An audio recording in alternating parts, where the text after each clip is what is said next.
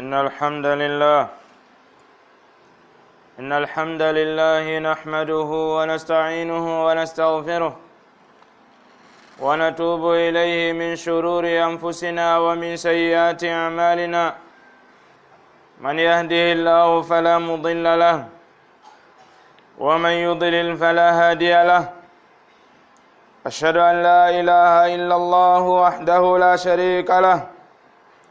وأشهد أن محمدا عبده ورسوله. يا أيها الذين آمنوا اتقوا الله حق تقاته ولا تموتن إلا وأنتم مسلمون. يا أيها الناس اتقوا ربكم الذي خلقكم من نفس واحدة وخلق منها زوجها وبث منهما رجالا كثيرا ونساء واتقوا الله الذي تساءلون به والأرحام إن الله كان عليكم رقيبا. يا أيها الذين آمنوا اتقوا الله وقولوا قولا سديدا يصلح لكم أعمالكم ويغفر لكم ذنوبكم ومن يطع الله ورسوله فقد فاز فوزا عظيما. أما بعد فإن أصدق الحديث كلام الله وخير الهدي هدي محمد صلى الله عليه وسلم وشر الأمور محدثاتها فإن كل محدثة بدعة وكل بدعة ضلالة وكل ضلالة في النار أعاذنا الله منها. عباد الله اتقوا الله تعالى في السر والعلن، فإن الله سبحانه وتعالى خلقنا لعبادته وحده جل وعلا. قال وما خلقت الجن والإنس إلا ليعبدون ما أريد منهم من رزق وما أريد أن يطعمون إن الله هو الرزاق ذو القوة المتين. عباد الله، فإن الله حرم الزنا وجعل الزواج حلالا ومباركا وأمرنا بالزواج لتطهير أنفسنا وتطهير الأسرة وتطهير المجتمع. فالله سبحانه وتعالى قال في المحكم التنزيل وأنكحوا الأيام منكم والصالحين من عبادكم وإمائكم إن يكونوا فقراء يغنيهم الله من فضله. وقال سبحانه فانكحوا ما طاب لكم من النساء مثنى وثلاث ورباع فإن خفتم ألا تعدلوا فواحدة أو ما ملكت أيمانكم. musidɓe julɓe, Allah subhanahu wa ta'ala o tagi en o addi en ka aduna ɗo ko fi ye rewmo kanko ton hara en kafidaali e makko hay gooto. o inni wo wama khalaqtul jinna wal insa illa liya'budun. mi tagirali neɗɗanke, mi tagirali jinna e neɗɗanke si wona fi yoɓe rewan. mi ɗaɓɓa e maɓɓe yoɓe arsi kan, mi ɗaɓɓa e maɓɓe yoɓe waɗanan hay hunde si wona dewal ngal, sabuna ko min woni arsikowo, ko min woni kañum kadi jontiɗa doole. Allah subhanahu wa ta'ala o ɗo o dagini, o yamiri, o newini fiyo yimɓe ɓen jombu, fiyo jombidire. ɓawo nde o harmini zina, o wi la taqrabu zina innahu kana fahisha wa sa'a sabila. tawon ɓado jeeno, sabu ɗum ko pankare, eppa kadi ɗum boni lawol. jomiraɗo tabaraka wa ta'ala o harmini zina sabu himo nunɗi, o harmini zina sabu himo laaɓi, o harmini zina sabu himo teddi, o harmini zina fiyo geyngol ngol e siɗɗoyagal ngal e wuuridal ngal e enɗan ɗan e gori ɗin fiyo laaɓo. hara neɗɗanke on si o yii ɗimmojo makko on tawa imo teddinimo, ta imo yiɗimo, ta mo yiɗi ardingol mo yeeso, sabu laaɓal makko ngal. O dagini ƴettere nden o wi yo jombindire. Jombe ko newani on kon immorde sonnaɓen ɗiɗo tato nayo. So tawi ɗon heɓa feere muɗum e hoore ɗum hara hiɗon laaɓa, hiɗon andi, hiɗon felliti, wondema on nunɗay. So tawi hiɗon sikkiti nde nunɗoton ma ɗum hutiti hoore moɗon nden wawata nunɗude. ƴette goto petto muññodon e on. Allah jomiraɗo on yamiri ɗum ɗo ka nder deftere makko. fiyo teddin en, fiyo laɓɓin en. O yamiri ɗum kadi nelaɗo makko on yo yewtu en. nelaɗo sallallahu alayhi wa sallam no maka ya ma'shara shababu man istata'a minkum alba'ata falyatazawwaj fa innahu aghaddu lilbasar wa ahsanu lilfarj wa man lam yastati' fa alayhi bis-sawmi fa innahu lahu wija. kono yo dental sukaɓe kala hattanɗo e moɗon dewgal yo dara no fi ɗum o jomba. ko fi on ɗum waɗi sino jombede nelaɗo maki fa innahu aghaddu lilbasar, ko ɗum ɓurata wallude ka hippugol gite ɗen. wa ahsanu lilfarj, kadi ko ɗum ɓurata wallude ka renugol hiwa waɗa farju on tata hara o watta zina. wa man lam yastati' fa alayhi bis-sawmi fa innahu lahu wija. kala on mo hattanali, mo tawi wawali ñammingol o wawali holtingol o gaynata honnugol o wawata naɓugol kalabtane o wawata jonnitugol sonnajo on haqqe makko on ka mbaldi haray yo hooru. fa innahu lahu wija, korka ko horata ko wonanaymo heedode e waɗugol bone on. Allah subhanahu wa ta'ala wi ka nder qur'ana makko walyasta'fifi alladhina la yajiduna nikahan hatta yughniyahum Allahu min fadli. yo rento, yo nefino, yo woɗɗito, yo pottito, yo inñin ɓen ɓe andanɗa hoore maɓe ala feere jombugol waɗugol zinangol, yo ɓe nefino e muɗum. ha tuma Allah arsikiɓe wo kamɓe kadi ko ɓe ƴettirta kon on tuma ɓe ƴetta. musidɓe julɓe, yettugol ngol hino mari nafoore heewunde no e nder jombugol. hino jeeya e mum ko tawi kon wallete hippugol gite maɗen si tawi ko fi Allah jombirɗa. so tawi ko fi Allah jombirɗa, so tawi ko fiya daɗu waɗugol bone zina jombirɗa, a torike Allah yo Allah dandire waɗugol zina sabu jombugol maɗa, a jombi Allah subhanahu wa ta'ala o waɗante jombugol maɗa ngol heedode e waɗugol zina.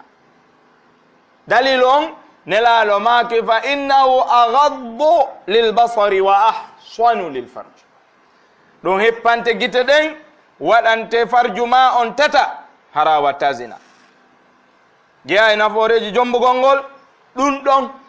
sabu neɗɗo on si o woni ko neɗɗo waɗowo zina haray o woni neɗɗo marɗo nambara, o woni neɗɗo marɗo fitina, o woni neɗɗo marɗo bone. ko fihi no jeeya e fitinaji e nambaraji e boneji e sonja e tampere ko zina wondi kon. nde tawata si tawi zina on sakitike e nder leydi ndin, Allah subhanahu wa ta'ala o jogitoto nguure on tawa jama on wawata heɓude ko wurira ko nafata ɓe. no jeeya e boneji ko zina on addata nde tawata a ɓoorete limana ko ha laaɓa poy. nelaɗo sallallahu alayhi wa sallam maki la yazni zani hina yazni wa huwa mu'min. zina ta zinowo fewndo ndehimo zina si wona haray o ɓoorama limana ko ha laaɓi. no jeeya e nambaraji e boneji ko zina on wondi tawata wonay sabu ha en ɗan taƴa hakkundeji yimɓe hoolondirnoɓe, yiɗidirnoɓe, teddondirnoɓe. on tigi yalta ka suudu mum, o yawta cuuɗi ɗuɗuɗi, o naatoya e suudu tedduɗo makko goo, o yiidoya e ɓeygure on imma ɓeygu makko ma ɗum ɓiɗɗo makko jiwo mo tata ino harmani oɗo neɗɗo o jonna oɗo reedu ma oron kam o jonnude reedu o naada fitina e nder galle o yaɗen ɗum adda ha hutodiral ara ɗum adda ha taƴu en ɗan ara ɗum adda ha tawa ɓeɗo ɗiɗo ɓe hollidirta boddi.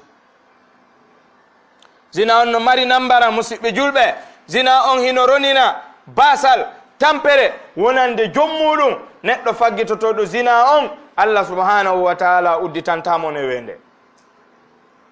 Allah subhanahu wa ta'ala wi waman a'rada an dhikri fa inna lahu ma'ishatan danka wa nashruhu yawma alqiyamati ama qala rabbi lima hashartani ama wa qad kuntu basira qala kadhalika atatka ayatuna fanasitaha wa kadhalika alyawma tunsa. kala on ɗurniɗo waajo angum jantawol angol qur'anare anden harayno wodanimo ka aduna gurdam ɓittuɗam, gurda wonduɗan e sonja, gurda wonduɗan e tampere, gurda wonduɗan e ande, gurda wonduɗan e ɓittere. neɗɗo faggitotoɗo zina o heɓata ɓuttu ɓernde, o heɓata ko yonatamo, o heɓata ko nafatamo, ko heɓata kon fof kadi yeɓoto. o waɗi noon o ala e laawol ka Allah subhanahu wa ta'ala faala ɗum. e hoore ɗum kala mo Allah yiɗi, kala mo Allah yurma, mo tawata sintere imanu hino e nder ɓernde mum, o watta zina abadan. Allah subhanahu wa ta'ala wi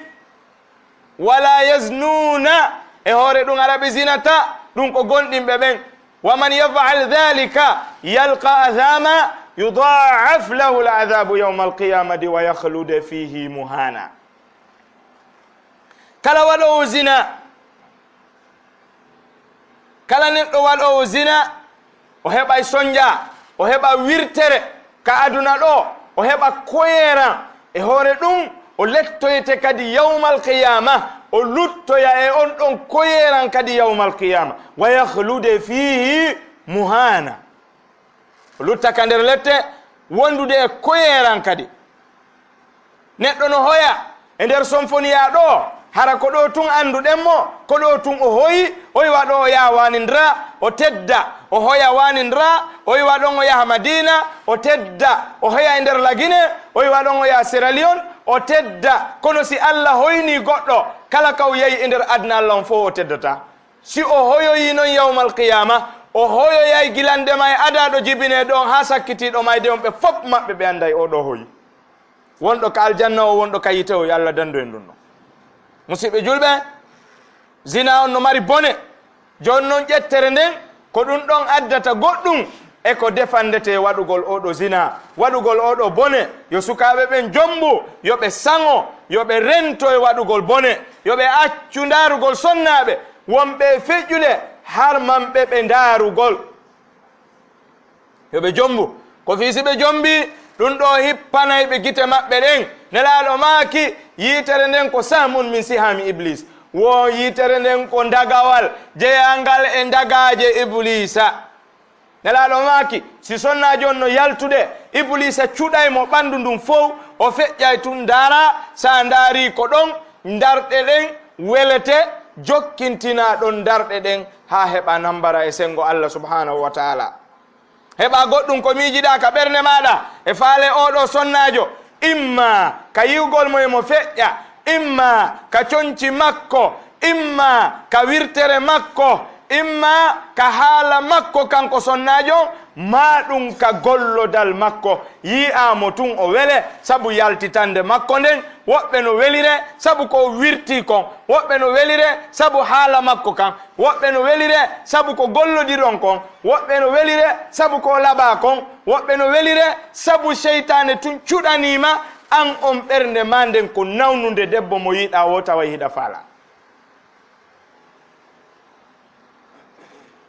sonnajo mo yiɗa o an tawa yiɗa faala, an ɓernde ma nden no nawni. ko ɗum waɗi Allah subhanahu wa ta'ala wi wala takhda'na bilqawl fala takhda'na bilqawl wala takhda'na bilqawl fayatma alladhi fi qalbihi maradun wa qulna qawlan ma'rufa. ta on hoynu yewtere, ta on welnu yewtere, ta on sansu hitongon, ta on welnu ɗengal ngal, onon sonnaɓen on haɗama ɗum. fi on nun so waɗi ɗum, oɗamo ɓernde muɗum woni ko nawni, e faale sonnajo no wowlirɗa haqqille makko ɗe yaha e maɗa oyna o sonnajo no weli hito o weliri lan sabu ɗum ɗo woni o heɓete woni o heɓatama o yiɗete ɗon e ɗon haray noon an a woni sabu ha o heɓi fitina o jarribama e ɗum ɗon o heɓi bakkatu ko an woni sabu mum an sonnajo neɗɗo no hani wattande yila ko ɗum waɗi nde lakdari yure nde mawɓe men ɓe jannata en Fuuta Jalo ko ɗum kayre kadi nde wi wona yo jentito haala sonnajo on ha o dakmitora haala makko kan wattaladdudu bi kalamiha ta o welinor haala makko kan iden haray jombugol ngol hino mari himme ha feƴƴiti hino jeeya e nafooreji oɗo jombugol nde tawi nelaaɗo sallallahu alayhi wa sallama si tawi woni an a jiidike a heɓi ɓiɓɓe yawmal qiyama nelaaɗo sallallahu alayhi wa sallama kanko e annabaɓe ɗimmoɓe makko e nelaaɓe ɗimmoɓe makko ɓe daroy to yeeso Allah andugol ko hombo e maɓɓe ɓuri marde yimɓe jokkuɓe ɗum nelaaɗo maaki mi yelike hara ko min jon noon jomɓe heɓon geɗal ɓe ɓuyi ne on ɓe kanedi islam ɓe iwtira ɓawo an arma hara ko min gañoyi yawmal qiyama pelletile ko kanko gañoy to inchallah nelaaɗo maaki zawwijul wadudal waluda fa inni mukathirum bikumul umama yawmal qiyama jombidire yiɗidirɓe ɗiɗo jiidotoɓe sabuna mi daroyto min e annabaɓe nelaaɓe ɗimmoɓe an yawmal qiyama min dara ko hombo e amen ɓuri marde jokkuɓe ɗum idan no jeeya e nafooreji jombugol ngol nde tawi neɗɗanke on jiidi ko woni e jiidade kon nafoyaymo hay yawmal qiyama tuma nelaaɗo darodoyi e annabaɓe ɗimmoɓe makko ɓen sharti noon hara o heɓi on o ne'imo e laawol diina islam oɗo jokki deftere Allah nden e sunna nelaaɗo on alayhi salatu wassalam ko ɓen ɗon nelaaɗo farnoroyta ko ɓen ɗon nelaaɗo mantoroyta haray noon neɗɗon no hani newde ɓe ngure mum nden e laawol diina islam oɗo hadith no yeeto en kadi sonnajo on hana ka forcede yo jombe kaw yiɗa yo jombe kaw yiɗa Allah subhanahu wa taala kadi koye wolino ɗon kadir qur'ana o wi wala tarithu nisaa karha wota on ronu sonnaɓen e dow doolugol ɓe e dow forcé min ko min jomba e ma ɓay koto an maayi sina min jommuma a moɓa yalta ɗo hay jawdi ko jogiɗa ɗo kon a yaltitata ya hunde wallahi na sharia islam no sharia islam on ko wi sonnajo ɓay mawdi makko maayi yo suɓo mo faala on jomba mo si tawi o faalaka ɓen ɗon fof himo mari haqqe hotugol ka maɓɓe e hoore ɗum o naɓora ko o roni kon fop na yettomo ko ƴettata e ko ƴettata ko sharia islam wiyatamo ɗum ɗo ko kanko hani jeyde ɗum ɗo o jeeya ko jeeyi kon o naɓora fof naya forsum si koto mama miñamma maayi o wi o faala kama o suɓi ke miñƴiɗa o mo on tolaji on tawi on komo duuɓi 17 ma jettati o wi ko on o faala e jombumo ko on ɗon sariya on newnata e jombumo hina forsa wala tarithu nisaa karha nelaaɗo maaki zawwijul waduda alwalud hiɓɓindire yiɗidirɓe jiiɗotoɓe jon noon goɗɗo wiyay joni si tawi noon min mi jombi sonnajo on tawi ko jiwo mi anda si on jiiɗoto e so jiiɗotako ha kono mi gerata ɓe inni ya ndaaru ka geyngol ndaaru ka golol makko ndaaru ka lasili ko onno ɓe sifori mawɓe men towtuɓe ɓen ko ɓen ɗon ɓurata andude ɗum an kecco on andata ɗum sabu enen jikku men on enen sukaɓe ɓen ko ndaareten ko labaɓe ɓen ko wojjuɓe ɓen ko jogiiɓe darnde ko jannguɓe gayni université wonɓe gollude e banque ji e ko waywano mum ko ɗum haaju meɗen woni mum na ndaarugol lasili o ko ɗon faljere nde woni amma noon si tawi woni on tigi hottike o wi tamawno ɗo ka oɗo heɓa o jombimo addi oɗo jiidaki na yo accitirmo sabu o jiidaki sabu si o waɗi ɗum hara yo famari qur'an qur'an arnde wi yahabu liman yashau inatha wa yahabu liman yashau dhukur aw yuzawwijum dhukranan wa inatha wa yaj'alu man yashau aqima Allah no hokka ɓe faalaɓen jiwɓe tun ara hokkataɓe rewɓe e worɓe o hokka ɓe o faalaɓe worɓe tun ara hokkataɓe jiwɓe o waɗana woɓɓe ɓiɓɓe worɓe e rewɓe woɓɓe maɓɓe o waɗa ɓe jibinta few no gasa noon ara ko ɗon jeeyaɗa no gasa ara ko an gorko on mari ella on tode harana ɓeygu ma gasa accitamo janngo goɗɗo go jomboyamo tun o jiido an noon jomba nayoɓe ron ka jiidaɗe no ara wonde ara ko sonnajo on mari ella kono a hanamo accitirde ɓayo he ɓaali sabu na e juuɗe makko ɗum woni hino jeeya e nafooreji ngol ɗo jombugol nde tawi neɗɗanke on haysi o yottike e ɓeygu makko o hunti haaju makko dewgal ka mbaldi o yoɓete baraji fii ɗum nelaɗo alayhi salatu wassalam ɓe maaki ɗum yeeso sahabaɓen haawi ɓe wi e nelaɗo goɗɗo hunta e haaju mum e ɓeygu mum o windane baraji nelaɗo juutinali yewtere ɓe yilti ɓe landitimo kanko ɓe wi yeeto lan so yahi o waɗi ɗum ka harmi o windante zunubi ɓe wi hi nelaɗo maaki idan ɗo kadi o windante baraji so naɓi ɗum kadagi ɗon nelaɗo maaki hino jeeya e nafooreji ƴettere tawde ala sadaka ko neɗɗanke on ittata ha hewti oɗo dépensi ko ƴawnata ka jiifa makko o jonna sonnajo makko yo yaw o waɗana ɓe goɗɗum kawrere ɓe ara ɓe ñaama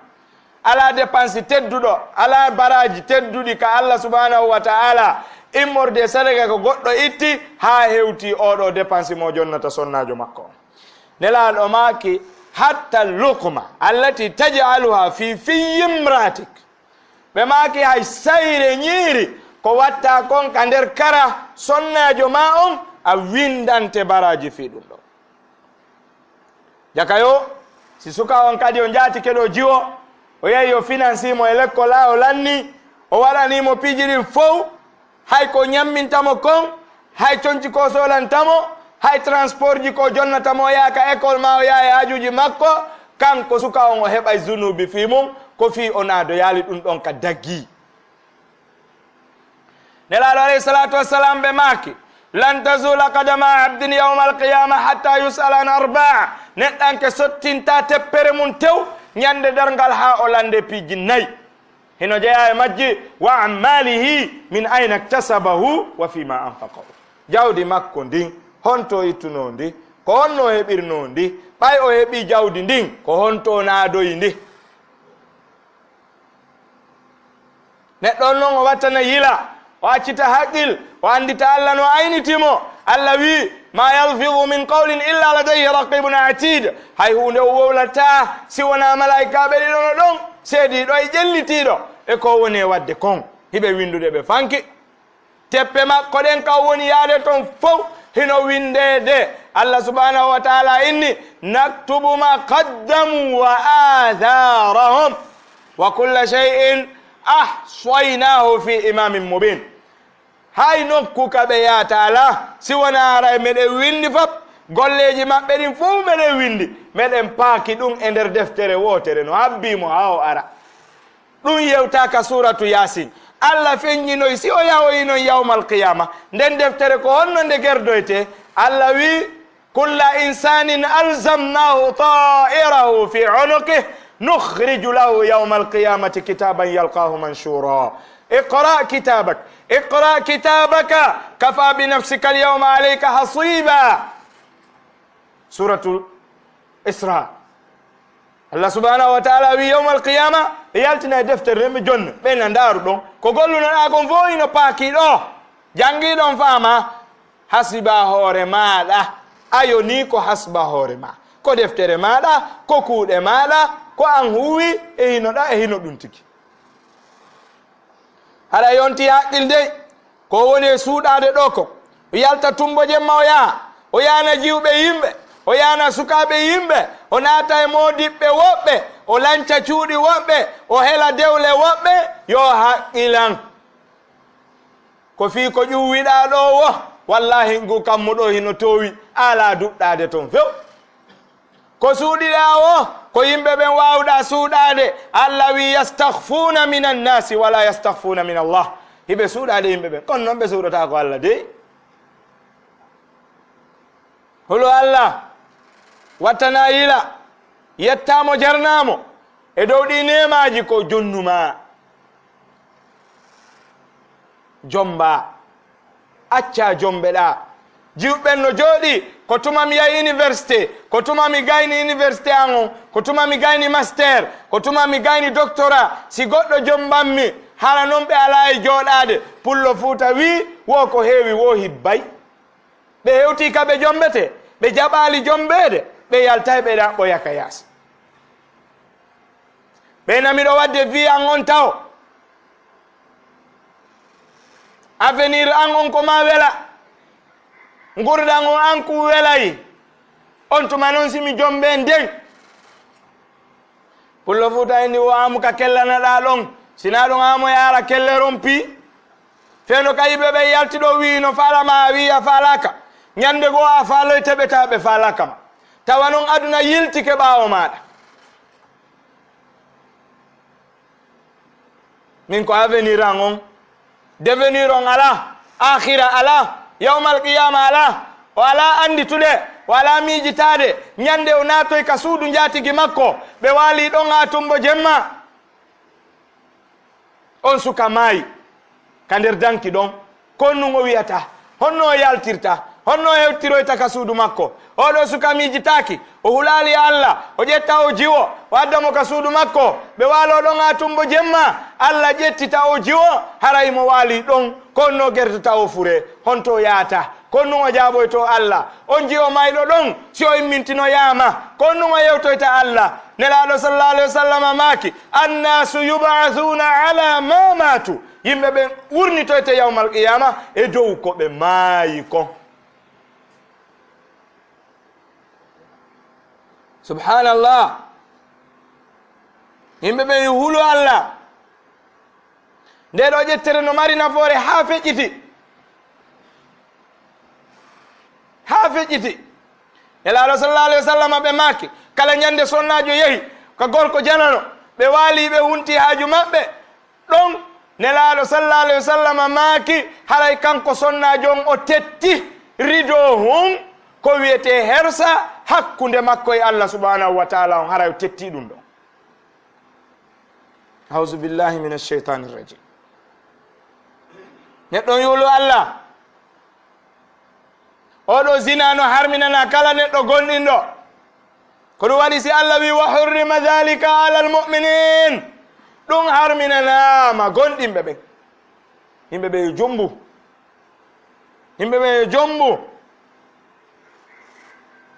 ɓe huli basal ɓe jooɗi ɓeyna min mi ala goɗɗum ko ɗum haɗi mi jomba kono wallahi ɓe ala e jooɗade kadi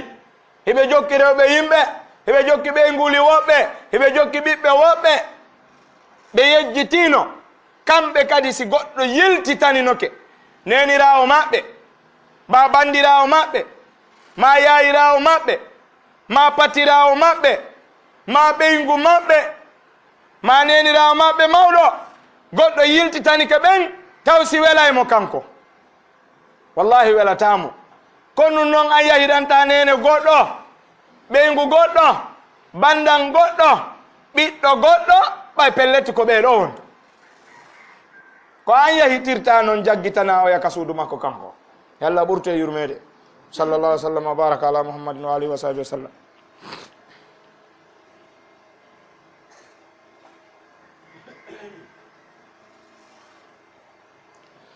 الحمد لله رب العالمين والعاقبة للمتقين ولا عدوان إلا على الظالمين أشهد أن لا إله إلا الله وحده لا شريك له وأشهد أن محمدا عبده ورسوله بلغ الرسالة وأدى الأمانة ونصح الأمة وكشف الغمة وجاهد في الله حق جهاده حتى أتاه اليقين اللهم صل وسلم وبارك على هذا النبي الكريم وعلى أهل بيته الطيبين الطاهرين وأصحابه الغر الميامين ومن اقتفى أثرهم واهتدى بهديهم إلى يوم الدين أما بعد جمبنير غونغول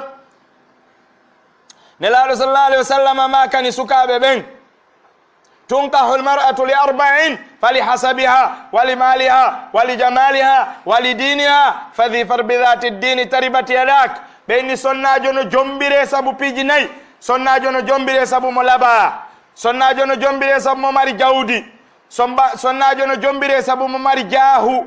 e sonnajo no jombire sabu mo mari dina. nelaɗo sallallahu alaihi wasallam maaki fadhifar bidhati ddini taribat yadaka. yettujon dina kan on tuma alɗay. nelaɗo ko ɗum maaki tawi allah jomiraɗon yewtino ka nder qur'ana fi sonnaɓe moƴƴuɓe ɓen kala sonnajo faalaɗo moƴƴude kala sonnajo faalaɗo yo allah qirritanomo himo moƴƴi fawqa sabi'i samawatin o heɓay jikkuji ɗiɗi. allah jomiraɗon wi fassolihatu qanitatun hafizatun lilghaybi bima hafiza Allah. wo sonnaɓe moƴƴuɓe ɓen ko sonnaɓe ɗoftiɓe aynuɓe kawirni ɗum ko allah ayniniɓe kon ɗum ko farjuji maɓɓe ɗin ɗo e ɗo nde ɓe watta zina. nene maryama nene annabi isa himo janta ka nder qur'ana ko yahi nokkeli 25 allah subhanahu wa taala mantimo wondeji goo allah nodda inde makko nden ya maryamu uqnuti li rabbiki wasjudi warkai ma arrakina. wondeji goo o muma kono anda ko hombo wi o wiya wallati ahsanat farjaha fanafakhna fiha min ruhina. allah subhanahu wa taala kon ɗum mantirimo goɗɗum ɗum ko woni hoore kon fof koko nene maryama hiwi hoore mum kon o watta zina. allah subhanahu wa taala wi wa maryama banata imran allati ahsanat farjaha on renɗo farju mum fanafakhna fihi min ruhina wa saddakat bi kalimati rabbiha wa kutubihi wa kanat min alqanitin. aya go o wi wallati e on ahsanat farjaha hiwɗo farju mum on waɗi mo tata ahsanat farjaha fanafakhna fiha ɗo ko fiha to ko fihi fanafakhna fiha min ruhina wa ja'alnaha wabnaha ayatan lil alamina. min waɗi maryama e ɓiɗɗo mum on mande wonande tagore nden fof. subhanallah. sonnajo no hani hiwde hoore mum o hiwa farju makko on si tawi o wonay neɗɗo moƴƴo. allah subhanahu wa taala nelaɗo sallallahu alaihi wasallam yeeti sonnaɓe ɓen o wi ko homɓe woni ko accoton jomba on. nelaɗo sallallahu alaihi wasallam maaki idha ja'akum man tardawna dinahu wa khuluquhu fazawwijuhu illa taf'aluhu takun fitnatun fil ardi wa fasadun ariq. wosi ari e moɗon neɗɗo mo tata ko islamu jogi tawi jikku makko on no moƴƴi so torike on jiwo nelaɗo maaki ƴette jonnon mo si tawi on okkalimo fitina waɗay bonunda waɗay yaajuɗo o huuɓita leydi ndin. ɗum ko non woniri. timbi e timbo e laɓe ɗum ala ton. karijo mo pita jombatamo laɓe ɗum ala ton. karijo mo laɓe jombatamo kindiya ɗum ala ton. karijo mo mamum jombatamo koyi ɗum ala ton. innugol kaari no woɗɗi ka iwi on jombantalan na ɗum rasulu sallallahu alaihi wasallam maaki. nelaɗo maaki diina kan ko l'islamu jikku on no moƴƴi jomba. nelaɗo sallallahu alaihi wasallam jombuno sonnajo éthiopien jo iwɗo afrique ɗo yahi ha madinatu munawwar rasul sallallahu alaihi wasallam jombimo nene mariyatul qibtiya tasalo anda konto nafoore nden iwata. annabi ibrahima jombuno sonnajo janano ɓayɓe seno ɗi e ɓeygu maɓɓe ha ka lanɗon on waɗi fala memude sonna annabi ibrahima o ronki o ƴettuno jiwum o hokkimo o wi yaadu e oɗo ko kurkanoma ɓayɓe wondi dumunde ha tawi oɗa sonnajo mawɗo jibinanali annabi ibrahima on addi feere yo annabi ibrahima ƴettu ko jiwum ɗo arma allah subhanahu wa taala hokkamo e ɗon ɓiɗɗo annabi ibrahima jombi on ɗon allah arsikimo ɗon annabi ismaila. argol on ɗon allah subhanahu wa taala waɗi o sonnajo ɗa kadi o heɓi ɓiɗɗo tawi ko gorko o waɗimo annabi ishaqa. ayi muñalngal ka nafata. sonnajo on jooɗo yeetoma min moodi an addata goɗɗo e hoore an machallah. na yore ma woni arde ko nder suudo woni natude sonna nabi ibrahima ɓay newni yo nabi ibrahima jombudimmo tay kay o laaɓan Allah o muññie ɗum ɗon Allah jarribimo kanko sonnajo okki sonnajo ɗimmo on bobo adimo kanko ndarndagol mo o muññi waɗi mo bobo gorko ndarndagol mo o muññi waɗi on bobo annabajo ndarndagol mo o muññi Allah subhanahu wa ta'ala wi habbomi yoɓe muñal mangal okkimo kanko kadi ɓiɗɗo okkimo ɓiɗɗo gorko waɗi mo annabajo kadi pullo futa wo muñal ngal ko ñale rimata sa inni modi ma jombata ɗimmo no gasara ko hoore ma wonɗa e fallude yalla yurme na non yo gorko on kadi yaaru ɗum ɗon o inna ha anani ka miɗo yaade joni mi jomboya goɗɗo go an kadi Allah no keranma sa andi a wawata nunɗude hakkundeji maɓɓe ta memuye sabu si a memi nelaɗo maaki mo oñike e sonnaɓe mum ɓen ɗiɗo o oñike e goto yawmal qiyama o aroyay feccere ɓawo ɓandu makko ndum fof tawa guinɗiɗin no ñamude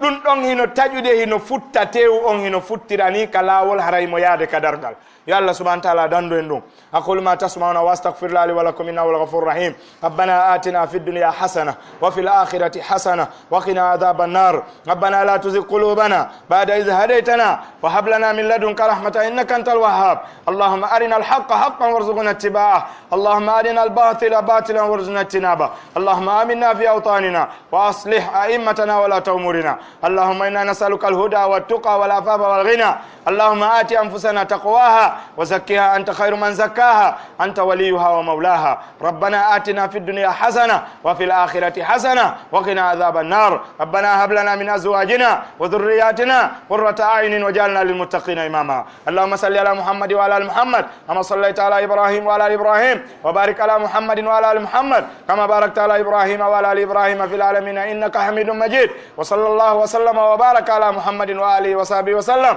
سبحانك اللهم وبحمدك أشهد أن لا إله إلا الله وأستغفرك وأتوب إليك قوموا إلى صلاتكم يرحمكم الله